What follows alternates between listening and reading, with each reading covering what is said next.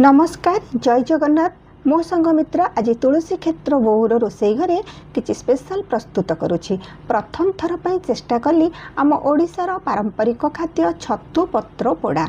तो देखो छतु को भल भाव बाछीदेली आ हलदी पानी रे पकईकरी आउ किछि समय रखिला परे ताको भल भाव धोई धाई चिपुड़ी के गोटे काच पात्र रे नहीं गली आउ सेइथिरे नेली दही चामचटे लंका गुंड जीरा गुंड धनिया गुंड आउ लुण हलदी ता सांगरे मु नहीं गली कंचा सोरिष तेल आउ आमर कंचा जो सोरिष बटा बेसर जहाँ को आम कहू ताको भल भाव गोले गालाई 10 रु 15 मिनट खंडे मु छाड़ीदेली।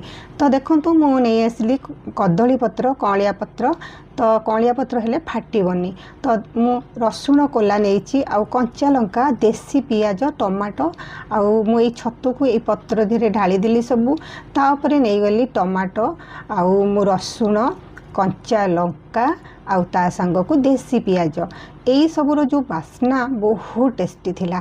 तो कदली पत्र को मु एई भलिया भाव में फोल्ड करदेली कहीं जेहेतु लुण आउ दही पड़ी आउ छतुरु तो पानी बाहर से केयरफुली ताकू लॉक करिया को पड़े। तो भल भाव में सूतारे मु एपट सेपट करी भल कि बांधीदेली।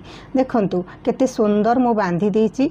बांधी देला परे मु सेपटरे कड़ा गरम करी हल्का टिके तेल नेछि कहीं ना से माने पोड़ीबनी।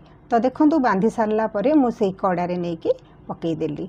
तो जेहेतु गरम थिला आउ माने से जो कदली पत्र जो बास्ना आ पोड़ा छतुर स्वाद सतरे मन भरीगला।